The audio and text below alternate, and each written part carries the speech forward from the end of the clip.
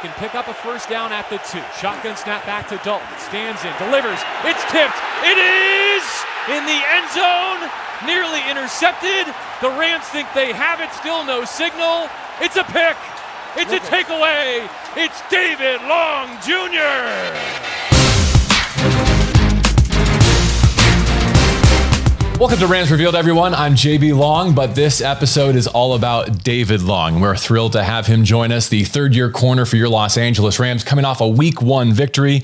He's 23 years of age, born and raised here in Los Angeles, and coming off his first career interception, which shut down the Bears' opening drive. David, thank you for spending some time with us. Thank you guys for having me. What did it mean to you and to the Rams to start the season that way? Just starting off on a good note, carrying into the season all the momentum we had in training camp. Strong training camp for everybody, myself included. And so just to be able to get a win in a home stadium first week with all the fans was great. At the end of that opening drive for the Chicago Bears, Kenny Young gets the tip from his linebacker spot. Every change of possession in the National Football League is reviewed. Did you know that you had it as a clean interception? Yeah. I knew I caught the ball. I had a good break on the ball, and it just was in a good spot. And I made sure to put my hands under it, tuck the ball, and there was no doubt in my mind I caught the ball though. Yeah. Let's talk a bit about the celebration. Were you happy with the flex? If you could fast forward to your second NFL interception, would you have something different in mind? Probably. I feel like I just kind of blacked out a little bit. I didn't keep the ball. It was my first interception ball. So I was just like excited. It was a big moment in the game. Mm-hmm. In terms of momentum and just getting the ball back for us and not allowing them to build off the momentum from that drive and the opening kickoff. And so it was, and then we followed up and scored right after. So I think for me, it was just like, I was just happy to make a play. Sure.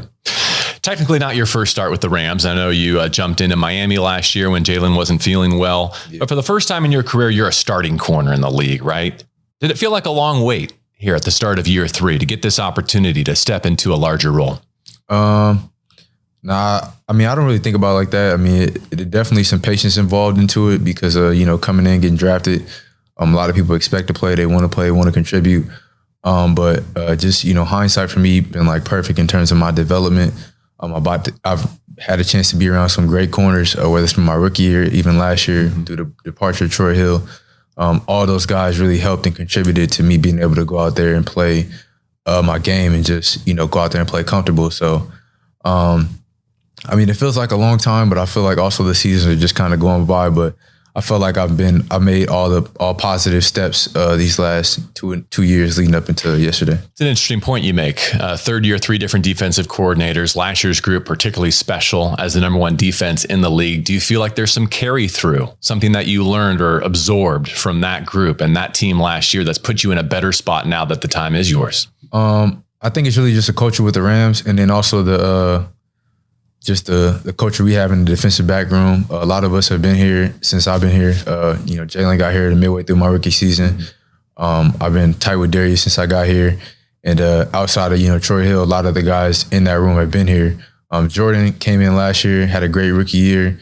And I think he's done well in terms of just like bringing the group together. It's all different personalities and everybody's able to just be themselves and go out there and play as a collective. So I think it's really just credits to the culture here at the Rams and then also just defensive backs.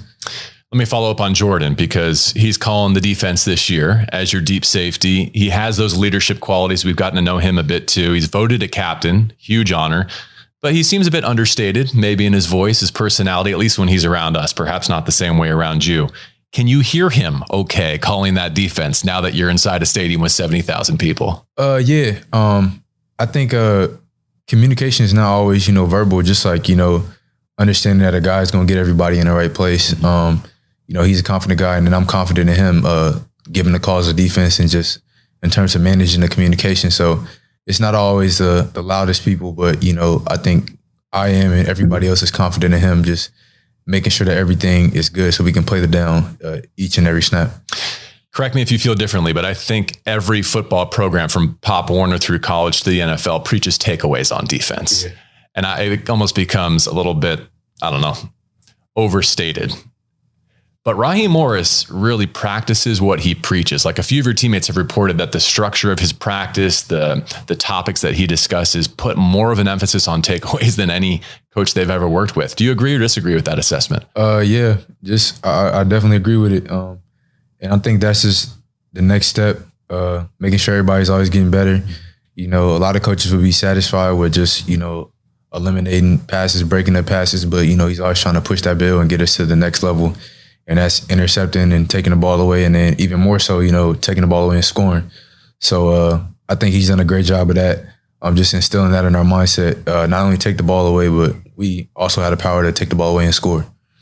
You get 2 on opening night with Justin Holland, strip sack, also a couple of turnovers on downs. We mentioned that you're a local product. I'm curious who came to see you play that first regular season game at SoFi Stadium. Most of my family, my immediate family. So my mom was there, my little brother, my sister, my older brother, his girlfriend and his son, and then a lot of my dad's family. So grandfather, uncles. So I had, I think, total like 10 or 12 people there. So it was great. Yeah, like I said, just having the fans in there. We spent the entire year, COVID year, without any fans and not really having any fans come. So it was a lot different in my rookie year, where every game I had at least one person there. But it was a great turnout, especially, you know, just for the game that we had and I had personally. You know, it was like you said, my first start as being, you know, a starter. So it was cool. How do you contrast that with the experience of growing up in Los Angeles without a professional team in your backyard? Like, what was that experience like coming through the youth ranks without having a home team in your backyard? It was different. I mean, I felt like when growing up, SC was so good. Like, it kind of just filled the void for me. Cause like as a kid, I was more excited to watch USC than like really any NFL football, because NFL was just like so far away from me. Like, my first NFL game I ever went to was the one I played in. Like, I'd never been to. Really? Yeah. I'd never been to like an NFL game. So, I've been to tons of college games, but like I said, SC was like kind of in their prime. So I got to see Reggie Bush, Matt Leinart, and all those guys. And to me, that was, you know, like pro football to me, you know. It's odd, you know, I guess like just in general, now that everything, like we're back here and having a professional team. But growing up for me, I really never thought about it. I feel like SC just kind of served both of those purposes for me, like professional and college. Did you have a cornerback, defensive back that you modeled your game after that you like to study? I really liked Darrelle Revis growing up. Just like the way he's able to stay poised and then like just stay locked in, go out and eliminate one side of the field. And then also enjoy Brent Grimes. I think he's a great player. Just all around, you know, smaller guy, but really did a lot of great things on the perimeter. I don't want to cruise too far past the family that you mentioned there. You are David Long Jr. Wondering if there's anything you'd like to share with us about David Long Sr. or other friends and family members who have influenced your upbringing and your career. I think it's just, you know, too many to count. I mean, if I can, you know, I like to thank everybody. I think everybody has a piece in my development and just my mindset. But I can't really say, you know, one person. I feel like I've been affected in a sense, and, you know, I'm indebted to a lot of people who have been generous with, you know, their time or resources or whatever. So, you know, just thankful to them. You know, even just them coming out and supporting me was huge, especially in my first game. I carry my father's name as well. That's why I always like to ask someone who's a junior or a third. You're going to pass it down to another generation someday, perhaps? Yeah, that's the plan. Yeah, keep it going. Good for you. You've had a front row seat to this Matthew Stafford experience for a few months now. Yeah. How confident were you that was going to be the product on opening night? I mean, I'm confident. I think Matt does a lot. He does a lot of crazy stuff. I'm correct myself. Matthew does a lot of crazy stuff. Speaking of names, right? Yeah. Does a lot of crazy stuff in practice. And you can just see the experience in him. He's played a long time. And there's just a confidence and swagger in him and just being able to carry himself. And just, I guess there's just a belief in him, you know. Like I said, he's made the plays in practice, made the throws. And Coach McVay always talks about it, just having like no flinch. And I feel like that's something that he definitely has. And he's, shown that throughout his career, whether it's been in Detroit or, even last night. Staying with that theme of the practice field, who's your favorite Rams receiver to match up against and sharpen your iron? Oh, man. And why? Well, I say Van Jefferson. I think he does a little bit of everything. He can work out the slot. He's not a small guy. He can run. He runs great routes, and just competitive. Some guys kind of have they lean more towards doing this or that, but I feel like Van can do a little bit of everything. And like I say, he's a competitor. He's always going to try and compete, always trying to, win in matchups. So I enjoy going against Van, and I think it's a great challenge, just sharpen all my tools. Had he played by him to realize he hadn't been touched, right? To get up and score it? Man, yeah. It was really to be tapped in, especially in the moment. A lot of people catch a ball like that and they're just happy and just might lay down. Even I did it during my interception. I just kind of rolled around for a little bit, but heads up play by him, definitely getting up and scoring. So you carry that win with you now to Indianapolis. The Colts have a couple Michigan men. I made note of Jordan Glasgow and Kwity Paye, right? Chance to reunite with some of your former college teammates. Mm-hmm. What's your weekly cadence like, David, as you prepare for a new opponent, an offense you've never seen before? How do you and Jalen and Darius go about learning the Colts offense, their quarterback, their receivers, in anticipation of that next game? I don't try to overcomplicate it. I take the coaching and just build off of that. I feel like Raheem and even the previous staffs, they've always done a great job of giving us a great game plan. So just honing in on that and taking my coaching points, going into the film study, taking bits and pieces that I know I can carry with me into the game that are, close to definites, and then taking those, looks to own, as, Raheem says, and just keeping those in my back mind, and then just go and play technique, play fast.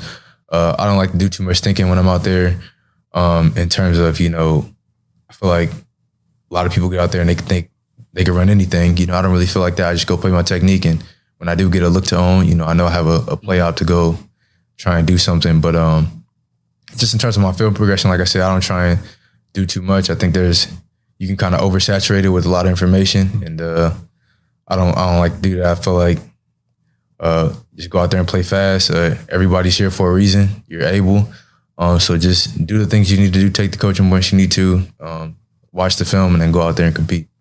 So that's kind of your approach. I'd like to talk about your skill set as well. When I think about what a unique fit you are for this secondary, for this system, I think about Jalen Ramsey being an all-pro corner who also plays the star position. I think you guys call it a lot. And what that commands is another long, sticky corner who can come in those sub packages and play on the outside, which, correct me if I'm wrong, was kind of your reputation coming out of Michigan. Yeah. So put your analyst hat on, if you will. Like, give us the David Long Jr. scouting report as you see it. What makes you the right fit for the Rams in this moment?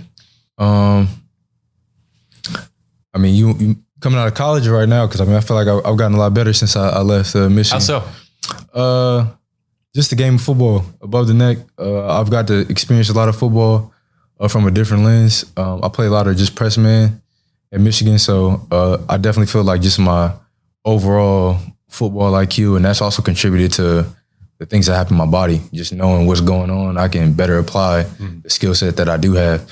But me personally, I just feel like I can do a lot of everything, whether it's press, playing off. I feel like I can run with people. So, I just feel like I'm a good piece to the secondary.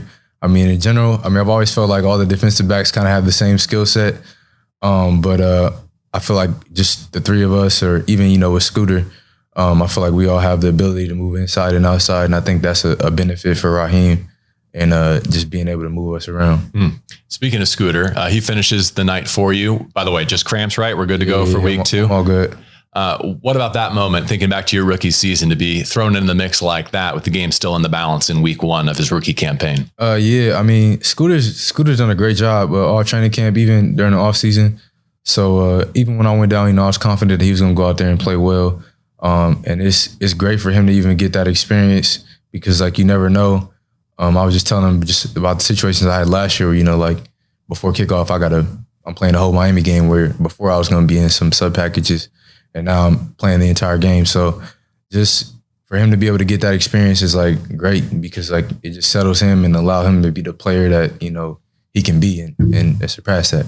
Robert Rochelle, by the way, in case you don't know Scooter. I think that's kind of commonplace around these parts now already, right? Mm-hmm. As we wind down, multiple teammates, including Jalen Ramsey, I think have said that you might be the funniest person on the roster. Are you the funniest Ram?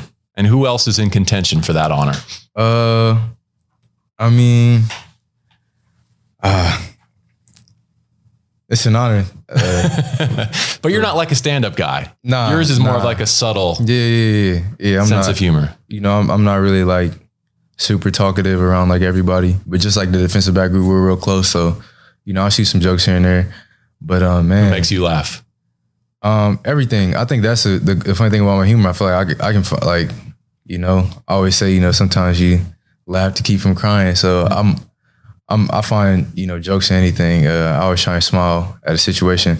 But man, in terms of the funniest, it's a lot of people, tons of people. Nick Scott, man, Van's actually pretty funny. Like I don't know, it's a ton of people. I say probably the funniest. I don't even know. Well, we're probably laughing with him and at him, but Terrell Burgess. I gotta put Terrell What Burgess. percentage is laughing with and what percentage is laughing at? It just depends on the day. Your social media profile says that you're a human and a philanthropist. And speaking of smiling, you put some smiles on the faces of some young men and women in our community earlier this summer, right? You donated 150 backpacks and school supplies to students of Warren Lane Elementary in Inglewood. First, good on you for doing that. Thank you. Second, why was that something you chose to do? Just like, you know, I did something similar in Pasadena, you know, helping the community. And then also just trying to affect the community that we like play in. Because in a sense, you know, they allowed us to be in Inglewood. Inglewood's like a, you know, rich city. I mean, a rich city, like a lot of history. So just any way I can, you know, put resources back into the city just for, you know, the stadium being there is great.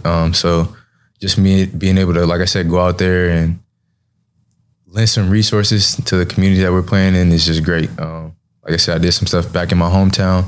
And since I had the opportunity and the ability, I know why not do it in Inglewood as well. Following you and hearing you speak, I can tell you're a deep thinker. Like you come at things with a unique perspective, a fresh lens. I appreciate that about you. I wonder professionally, apart from beyond football, what do you have in mind for your life? I think you majored in sociology in Ann Arbor. Is that correct? I did. I really don't know. It's something I always think about. You know, I feel like it's changed for me a lot. But I think I kind of just want to be somewhere where I can just be my authentic self. Sometimes I think about coaching. But you know, I don't really know. I just don't want to short myself after I'm done playing football. So whatever allows me to maximize everything that I'm doing and, you know, involve myself with people and just like, I guess it's cliche, but like make a change. But I feel like that's something that I'm more inclined to do than maybe like something like analytic or like where I'm just sitting behind something and not really interacting with people. I'm not really like a talkative person, but I do feel like I can definitely affect some people in a positive way. So whatever way that I can do that, I don't know whether it's through, you know, coaching, through like art or something like that, you know, whatever that is, I'm not sure.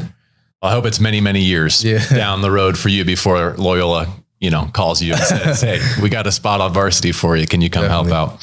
All right. It's time for our closing segment. It's already critically acclaimed after just 2 episodes. It's called 3 and Out. And David, I've got 3 final questions for you. And if you get all 3 answers correct, I'm going to make a donation to the LA Rams Foundation on your behalf, and the same for all of your teammates who come in for any future episodes. Are you ready? Yeah, I'm ready. Question number 1 is a true or false. The Big House in Ann Arbor is larger than the Horseshoe in Columbus. Capacity? Yes. Yes. That is true. Over 107 versus 102,000. Impressive maze out over the weekend, by the way, in that win over Washington. Great win. Good to have your number 22 back, by the way. Yeah, feels good. It feels great, actually. Man, that's all I can say about that. It just feels good to have it back. Now that you've got an NFL interception, you don't have to clarify that you're not Troy Hill anymore, right? Yeah. No. I think we know. Question number 2, multiple choice. Which state plays the best high school football? A, California, B, some other state? It's only A. So you feel pretty strongly about this. I mean, So we had, I think it was Miami Central came up here. They played St. John Bosco, lost. And then Mater Dei went down to Texas, played Duncanville. Not close. 45-3. So that's Texas and Florida. And any other state, I don't really think it's even close. I think, Florida, Texas is a close second, but I think the way that California football is, Pac-5, Division I, I think it's the hardest thing to do is to win a state championship out here, open division, because you have to beat the best play. You have to beat the best teams.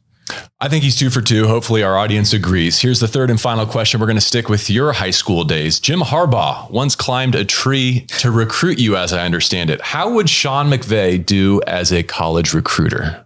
Man, I think people would love Sean as a college recruiter. He's young. The culture here, he just relates to the players. I think he'd be a great college coach, especially if, he's a place that had like some cool jerseys too. Like, I think Sean would be good. I don't think he'd be climbing any trees, but I think he'd be a good college recruiter. These new Rams modern throwback uniforms recruit themselves. Yeah, I mean, we got some nice jerseys. I think, like I said, if you got some good jerseys in college, that's half the battle with recruiting. But just Sean in general, I think his personality and the things he does, whether it's offense or defense, I think a lot of kids would want to come play. David, congratulations on a week 1 moment to remember, a team victory. We wish you all the best this season. Thank you. Appreciate you guys. All right. Our thanks to David Long Jr., to Jory, Adam, Rudy, and Kadir for making it all happen. Reminder that you can join us the next time the Rams are at SoFi Stadium, therams.com/tickets, therams.com/tickets. We appreciate the ratings and the reviews. If you're a new listener, please let us know what you think. I'm JB Long. This is week 2, and this is Rams Revealed.